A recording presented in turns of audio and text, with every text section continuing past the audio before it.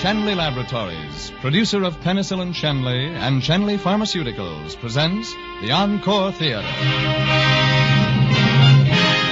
The Encore Theater play tonight, Now Voyager. Our star is Maureen O'Sullivan.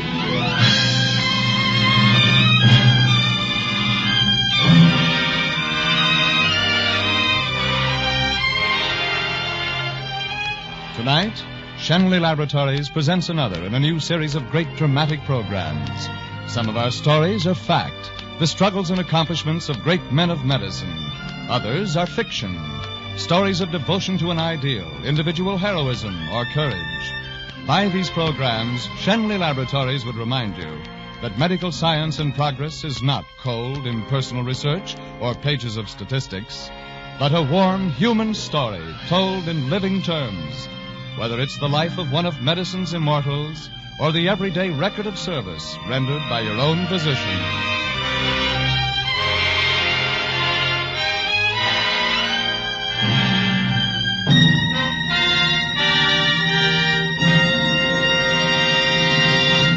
And now Voyager, starring Maureen O'Sullivan with George Zucco and Elliot Lewis.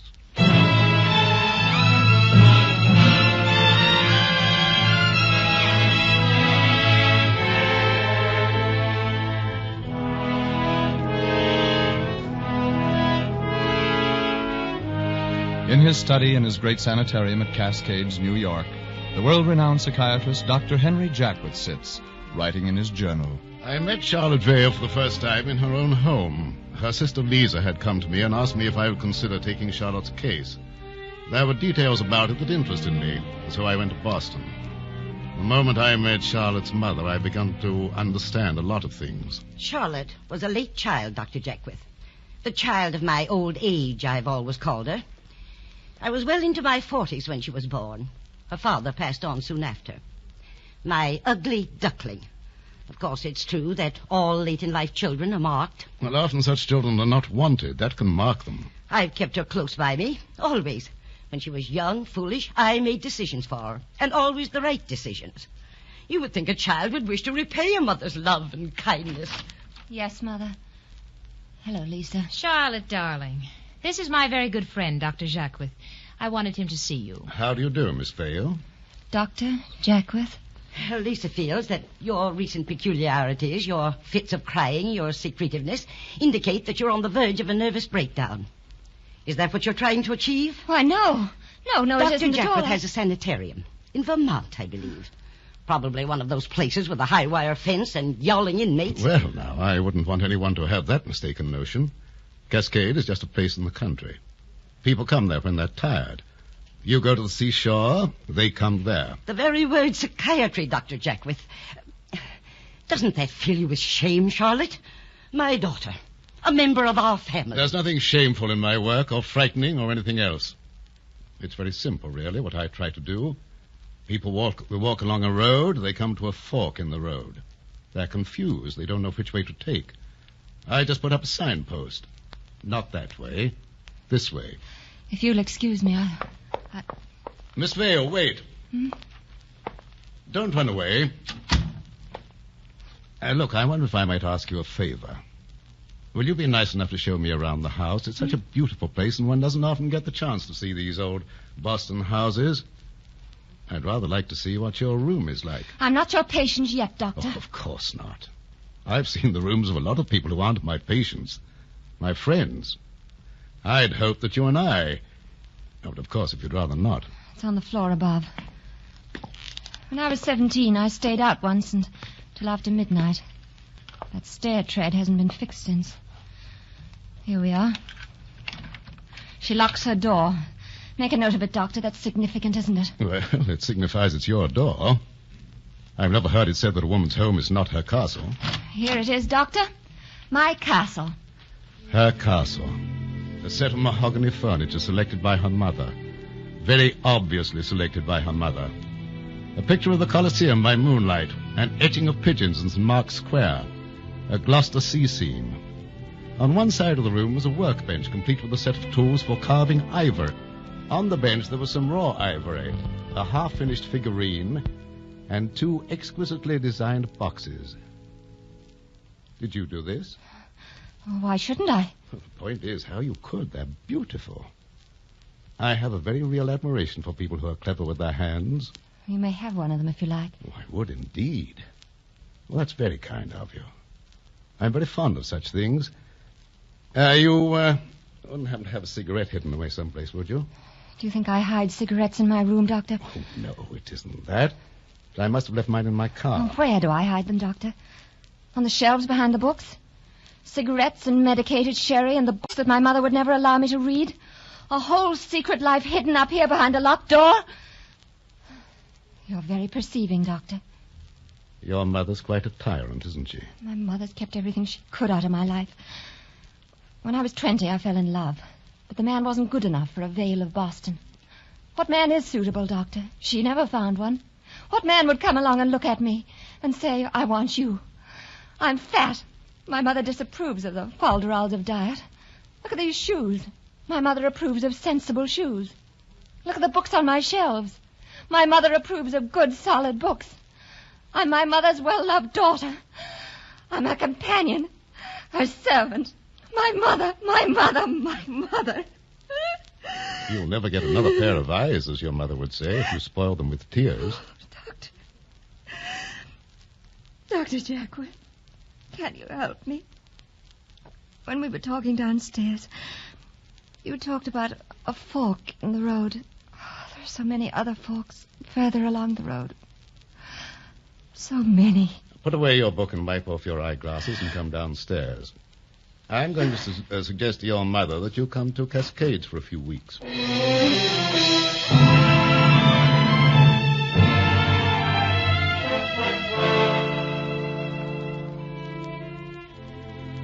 Weeks of sun and rest and diet for Charlotte Vale.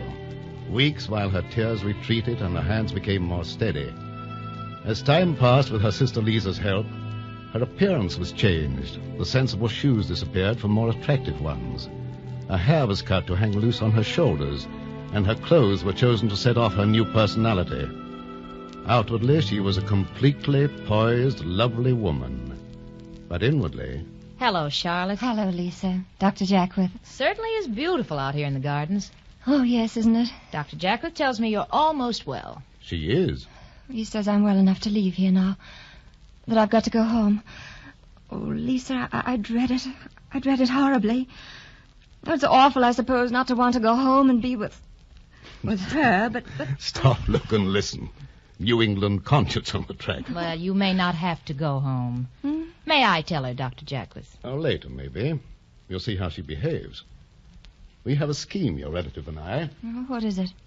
You'll find it out in good time. This morning, Charlotte, during your office appointment with me, I referred to a quotation, remember? You said it was from Walt Whitman, but you couldn't quote it. Oh, that's right. Well, I've had it looked up and typed for you on a slip of paper. If old Walt didn't have you in mind when he wrote this, he had hundreds of others like you. He's put into words what I'd like to say to you now, and far better than I could ever express it. Here, read it. Untold want, by life and land ne'er granted. Now, Voyager, sail thou forth to seek and find.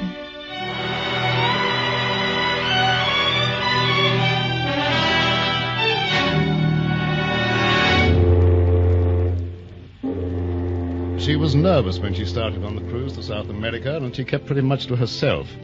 The first night she didn't have the courage to go down to dinner, but on the second she remembered that I had said, pull your own weight. Forget you're a hide-bound New Englander and unbend. Be interested in everything and everybody. Be nice to every human being who crosses your path. This is your table, Miss Vale. Thank you. Miss Vale, may I present Mr. Durant? How do you do? I hope you don't mind sharing a table, but since you are both traveling alone... No, not at all. My name is Jeremiah Duveau Durant, if you'd like to hear it in its silly entirety. I was J.D. in college. My wife calls me J. Duveau, and I'm Jerry to my friends. How about you? Who are you? What are you? Where do you come from? Well, I'm not quite sure who I am. If clothes make the man, then at present I'm my sister Lisa. Oh. If it's the shoes, I'm her sister June, her daughter June. She picked mine. They were the same size, you see. But if it's I whom inside... Well, I appear on the passenger list as Charlotte Vale, Boston, Massachusetts. I've heard of Boston. And the name Vale, like Bunker Hill, rings a familiar bell. Oh? Will you go dancing in the lounge with me after dinner, Miss Charlotte of Boston? Oh, I'm afraid I'm not a very good dancer. Well, neither am I. But I have a feeling about us. I have a feeling we're going to dance very well together. I have a wonderful feeling about you and me, Miss Charlotte.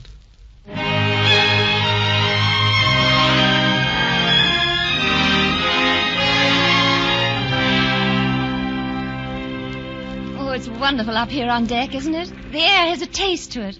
Great intoxication, I'm afraid. The ship will be in Rio all day tomorrow.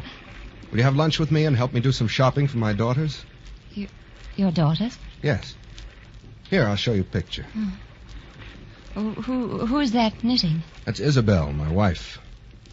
The picture isn't very good of Isabel. She'd only looked up and smiled. That's Beatrice by her, and that's Tina sitting with her legs crossed. We hope she won't have to wear glasses always. Tina wouldn't smile for me either. Oh. She's convinced she's an ugly duckling. Does Tina know she wasn't wanted? That's an odd remark. Oh, I'm sorry. I really shouldn't have said that. Well, it's odd because it hit so close to the truth. Even before she was born, her mother said... Oh, never mind that. By the way, I have something for you. I don't know the first thing about perfumery, but the clerk said this was all right. It's a mixture of several kinds of flowers. It's called Jolie Fleur. Jerry. It reminded me of you. Oh, Jerry. Jerry, you know this is the first... Oh, you're the first man. This is my first present from a man. I'm glad I could give you your first present. I'm glad I could be the first man to give you one. I wish things were different. I wish I could be the last man and all the others in between. I was right. The air is intoxicating. It isn't the air, my darling. It's the moment. And it's you.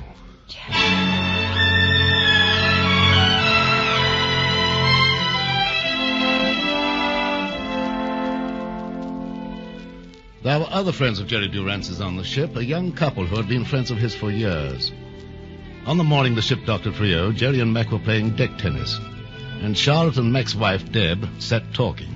Oh, I haven't heard Jerry laugh like that in years. You're good for him, Charlotte. Oh, honestly, when I see what a woman like Isabel can do to a man like Jerry, it makes me boil. She doesn't love him or her children. She doesn't love anyone but herself. Deb, please. Do you mind? I don't want to hear any more about it. Well, I think you should. Why, she even made Jerry give up his architecture because she wanted him to do something that would bring in money more quickly. And he could have been a fine architect. Hey, what are you two getting so clubby about? Oh, we're... Just talking. Play with me, Mac. Bet I can bet you beat you 2 games out of 3. Oh, look. Jerry, we're getting into the harbor. Look, this is the one sight in the world that's better than the picture postcards. You shouldn't miss this moment, Jerry. There's only one first sailing into Rio Harbor. See over there? This is my getting off place.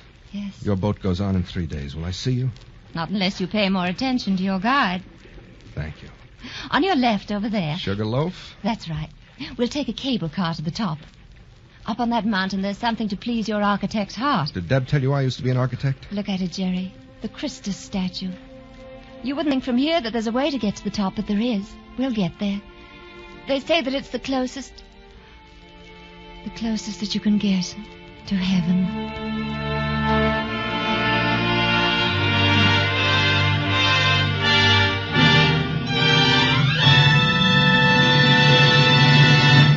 In a moment, we'll return to our play, Now Voyager, and our star, Maureen O'Sullivan.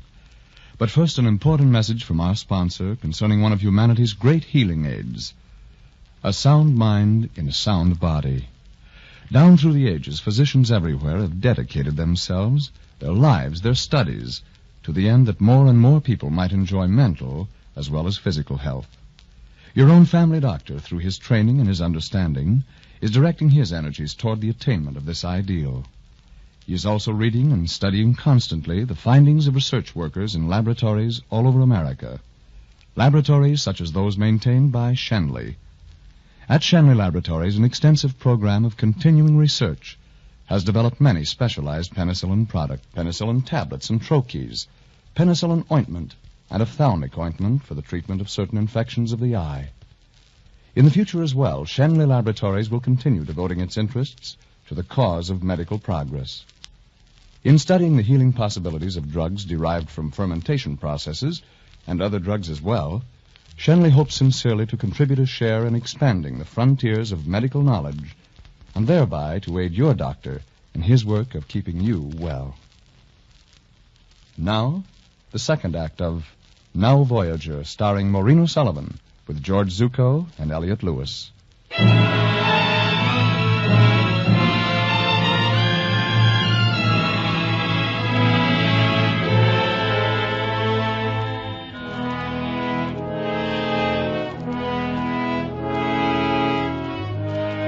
In the study of his sanitarium at Cascades, the great psychiatrist Dr. Jacquith sits, writing in his journal. Charlotte Vale was definitely on the mend.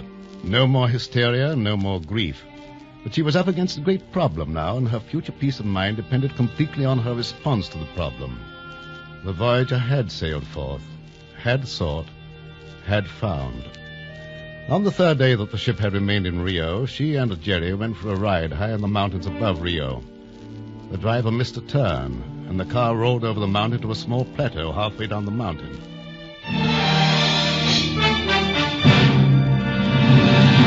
I, Mother in heaven, what have I done? I said go forward. The car she went backward. Are you killed? Are you hurt, dear senor and senora? Are you dead? Here, let me help you out. You sure you're not hurt? Not a scratch. Oh, Dios mío. Oh, the car. The formerly so beautiful car. Oh, Manuel, don't cry. It's all right. It's all right. I tell her to go forward. She's go backward. Please, senor, I will descend into the valley to get the cavallo e corda. Well, senor and senora remain in the car. See, cavallo e corda. What did he say? I hope he said he'll get a horse and a rope.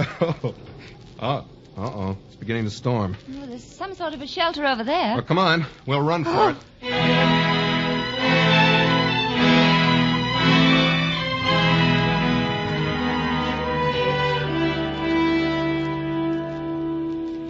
You must have been a Boy Scout. That's a beautiful fire. You're very quiet. What are you thinking about? I was pretending. Or wishing, or you might even call it praying. I was thinking how wonderful it would be if you and I were the only two people in the world. We could stay here forever. Oh, when you get to be my age, you don't pretend anymore. You know there are no such things as fairy tales or happy endings. We'll be friends, you and I, all our lives. Do you really believe that? Yes. At least I want to believe it.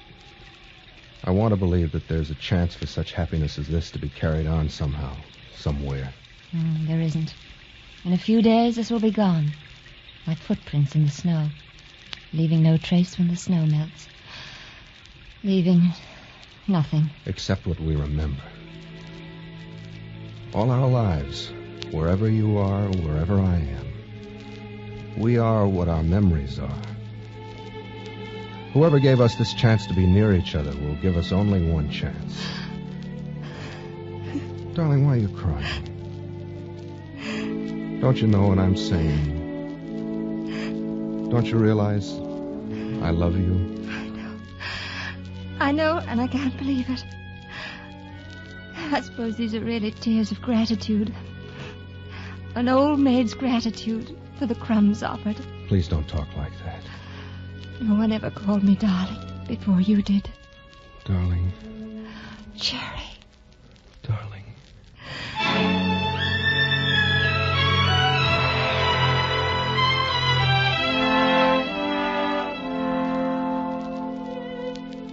It never was any more than that. A few gay hours, a blinding moment of revelation. But the two people who lived it would never be the same again. They had the intelligence to recognize love. They had the strength to put it by. Charlotte Vale came back a vibrant, glowing, confident person, and one that seemed completely happy, if you didn't look too deeply in her eyes. She was very lonely for what she'd found and lost. She came to Cascades for a few weeks of rest before going home, and there she met Tina Durrance, Jerry's child. I didn't know at that time she knew Durrance. and it was completely accidental that Tina was in the next room to Charlotte. She heard Tina crying, and she opened the door and went in. Why, hello. Go away. I know who you are, and I don't like you. You do? Well, who am I? You're my new nurse. No, you're wrong. I'm your new neighbor. How long have you been at Cascade? 10 days. Nearly 11. And you don't like it very much, do you? No. Well, neither did I at the end of 10 days. But the first 2 weeks are the worst. What's that you have there? Jigsaw puzzle? Uh-huh. Will you let me help you work it?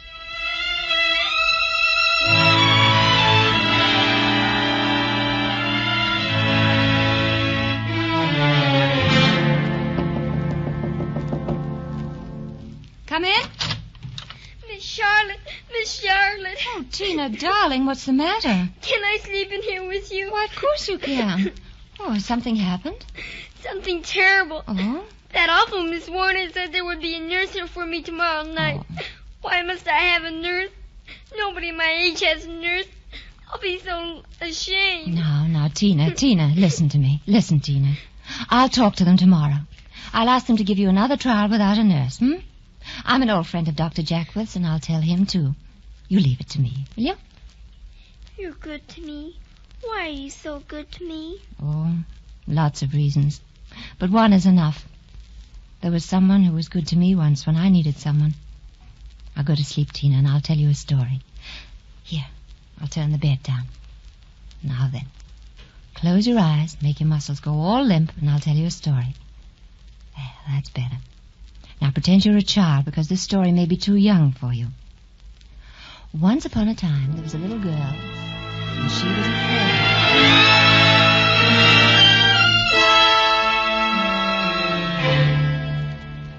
Dr. Jackwith, I have a proposition to make. My nurse is telling me you're running Cascades now. Oh. You've had Tina hiking, dancing, playing tennis. I thought you came up here to have another nervous breakdown. Well, I decided not to have it if it's all the same to you. I'm not doing anything with my time. Couldn't I take care of Tina instead of a nurse? I promise to ask you about everything. I've already canceled the nurse. Oh. Just go ahead. Tell me what you do. Oh, I'd just be with her, and I'd pay her attention and make her feel wanted and important. And then as soon as you let me, I'd take her to Boston for a holiday. Why do you take such great personal interest in Tina? Well, I know her father. He was on my cruise. I thought perhaps you knew. Although I don't see how you could know, except that you seem to know so many things. No, I didn't know. If I had known, I certainly wouldn't have advised you to come to Cascades at present. No? I had no idea you'd ever met Durrance. I don't know how emotionally involved you are with him, but I can't work in the dark when there's a child in the picture. Well, I'll tell you everything. It's over. That's everything in 2 words, Doctor. It's over. Dr. Jackwith, Tina needs me, and I need her. Well, I'm crazy. But if you promise to behave yourself... Oh, I'll tell her. But you're only on probation. Remember what it says in the Bible, the Lord giveth and the Lord taketh away. How does it feel to be the Lord? Oh, not so very wonderful since the free will bill was passed. Too little power. Oh, I love you, Dr. Jackwith. I love you, Charlotte Vale.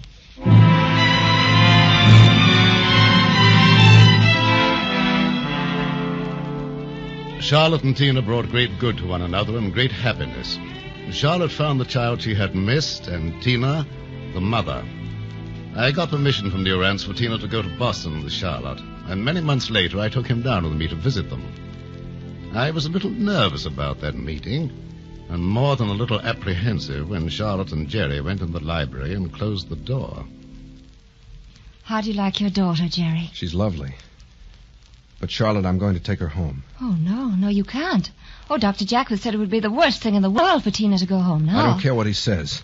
No self-respecting man could allow such self-sacrifice as yours to go on indefinitely. It's the most conventional, pretentious, pious speech I've ever heard you make in your life, Jerry. I simply don't know you. I can't go on forever taking from you and giving nothing, darling. Oh, Jerry, don't you see? You will be giving. Don't you know that to take is to give sometimes? The most beautiful way in the world if 2 people love each other. Oh, besides, Jerry, you'll be giving me Tina. Every single day I'll be taking, and you'll be giving. I don't want my child to come along and take your whole life, when you should be spending it with some man who'll make you happy. Oh, so that's it, some man to make me happy. Here have I been living under the delusion that you and I were so in sympathy that you knew without being told what would make me happy. When Tina wanted to come home with me and stay, it was like a miracle happening. And I allowed myself to indulge in the fancy that both of us loving her and doing what was best for her together would make her seem actually like our child after a while. Oh, but I see that I've been just a big sentimental Wait fool. a minute, Miss Pepperpot. Oh, let go of me. Now I know. Now I know that it won't die what's between us. Do what we will, ignore it, neglect it, starve it. It's stronger than both of us together. Oh, Charlotte. Let me go, Jerry. Jerry, Dr. Jackwith knows about us. When he let me take Tina, he said, "You're on probation." You know what he means. He allowed me this visit of yours, but it's a test. If I can't stand such tests, I'll lose Tina in time, and we'll lose each other. Jerry, will you help me? Shall we just have a cigarette on it? Thank you. May I come here sometimes? Whenever you like. It's your home, too. People who love you live here. And may I sometimes smoke a cigarette with you? And just sit here with you in understanding silence? Of course. We can always light our cigarettes from the same flame. That is, if you'll help me keep what we have. If we both try hard to protect that little strip of territory that's been given to us. I can talk to you once in a while about your child. Our child. Jerry, thank you. And will you be happy, Charlotte? Will it be enough? I will be happy, Jerry. It must be enough. And so the case was concluded, the patient dismissed. The Voyager had reached his destination.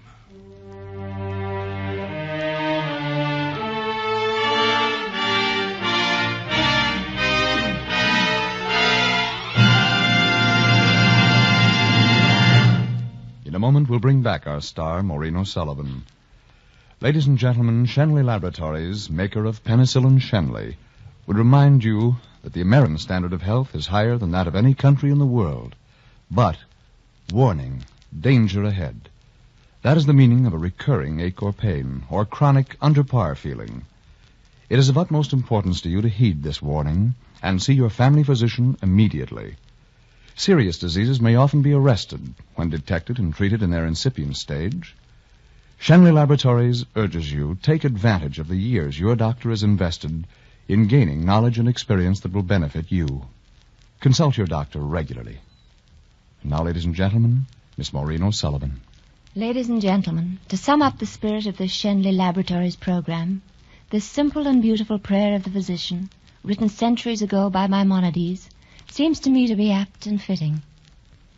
The eternal providence has appointed me to watch over the life and death of all thy creatures. May I always see in the patient a fellow creature in pain. Grant me strength and opportunity always to extend the domain of my craft. This is the prayer of the physician.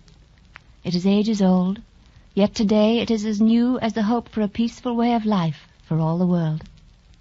May we invite you to listen again next week at the same time when Shenley Laboratories presents Dr. Ulrich's Magic Bullet, starring Charles Bickford. A great star in a great story. Good night.